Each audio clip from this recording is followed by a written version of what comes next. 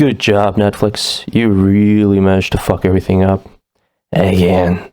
Amidst the coronavirus outbreak, I started rewatching the series, and I was compelled to make a breakdown in which I'll be giving the best critique I'm capable of on the new Netflix Witcher series, as it literally baffles me still how they managed to lose so much potential.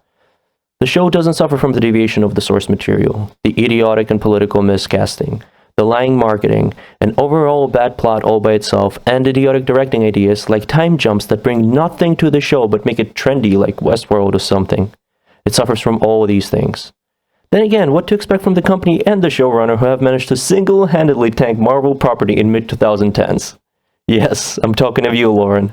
Stay the fuck away from good source material, Lauren. If you want to make your own fucking stories, make your own fucking stories, Lauren. But I digress. Believe it or not, it's oddly difficult to give a quality critique to the digestive waste of the original plot that is presented here, like a good postmodernist piece of art that it is, due to option paralysis mostly. There are such a plethora of aspects in which the new Witcher series is a horrible elimination to filmmaking. I have settled to break down the plot and direction of the series per episode, discussing it firstly on its merits as an independent product, and then comparing it to the source material, and wildly digressing in long rants on the disregard and destruction of the source material, as well as the big world-building problems that the show has. So of course I will start with the first episode, as it's literally mind-boggling how many plotlines were ruined in this episode alone. And after I'm done proving all my points, which I will, I'll give a summary to this dumpster fire of a show. But before I go on, I acknowledge that some people genuinely like this show, and I have only two recommendations to all you guys. Firstly, I understand that considering how much shit we are fed from the screens recently, it's difficult to keep a critical think in mind and require consistent world building.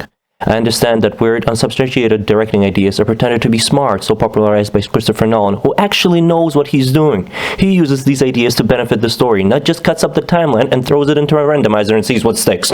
But please try to keep an objective mind to the inconsistencies and clear problems of a high-budget series with an amazing source material that was advertised to fill in the Game of Thrones void. Although, you know what? Considering how the show actually ended... And who has a better story than Bran the Broken? Yeah, they're doing a pretty good job.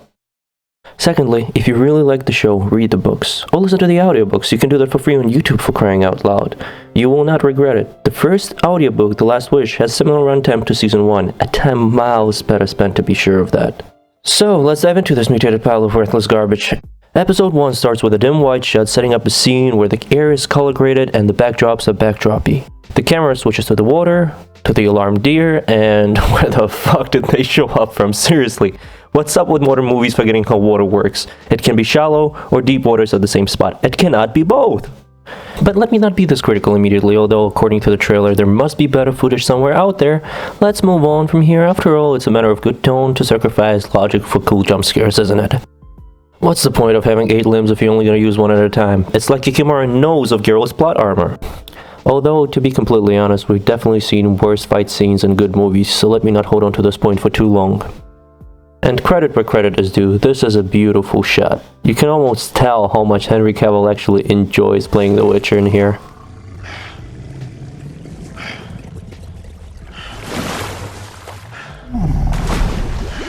What's happening to his eyes? I'm sure it will be explained later in this episode. Surely they don't leave something as important to the character on the cutting room floor. One awkwardly placed pun later. Today isn't your day, is it? We hit short, nicely done opening credits, followed by the Witcher on his way to the nearby town, riding his horse, alone, with no carriage. Apparently he left the Kikimora behind. Oh, he didn't? So Roach not only carries this 1,000-pound monstrosity on his back, but also manages to conceal it and have some space left for Geralt? Did Hermione release her line of bags in this world? Undetectable extension charm. The Witcher walks into a tavern to ask the bartender girl for some directions. The owner of the tavern stops the girl from giving the Witcher directions, which would lead to him leaving the tavern, only so he can threaten the Witcher to leave the tavern. We don't want your kind here, Witcher. Okay, that sentence made a lot of sense. What the fuck? How did he even know that's a Witcher? He walked in like 5 seconds ago. How did he immediately come to know that the person who just walked in, a very dangerous looking person mind you, is a Witcher? Furthermore, if you can tell that the dangerous looking person is a Witcher by just glancing at him, why is he threatening him? And after Geralt decides it's better to leave, this idiot tries to pick a fight with him inside of his business establishment, and what basically would be committing his suicide. holding the Witcher in the business establishment for longer. I get that this man hates Witchers, but what the fuck is he trying to achieve here? Look, not even a glimpse of fear on his dumb face. And this boat midget immediately joins him. Oh, fuck off. Do these people have nothing better to do than to pick a fight with a Witcher? In the books, they are being hated and despised, but they are being scared of too, you know? Lauren. Fuck me, and it's only the 3rd minute of the episode. If these characters hate Witchers oh so much, they must have heard terrible, exaggerated stories of how soulless, brutal Witchers kill people over no reason. So why they'd ruin themselves perfectly fine afternoon by basically killing themselves is beyond me.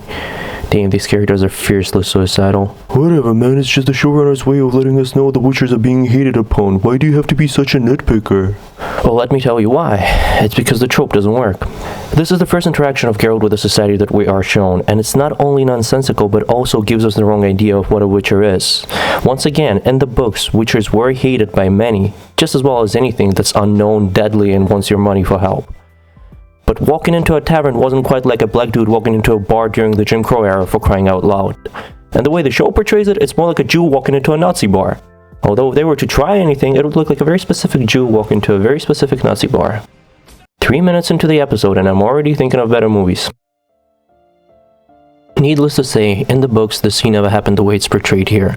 It happened much later of the lesser evil story, when Geralt purposely goes to meet Renfri and her gang, bored and drunk, confident in their numbers and skills, tried to pick a fistfight with the Witcher. There was no great hatred of the Witchers, just curiosity and insults to stir the fight. Something that anyone who had ever had a fight picked with will recognize, and the tavern owner was too scared of the gang to open his mouth. But I guess we cannot expect Lauren to know how a bar fight feels, can we? And I want to stress that Geralt came to them to meet their leader. They weren't just desperate to threaten a Witcher his life. That would be stupid. Character, motivations, Lauren. Never mind that the scene lost all of its humor.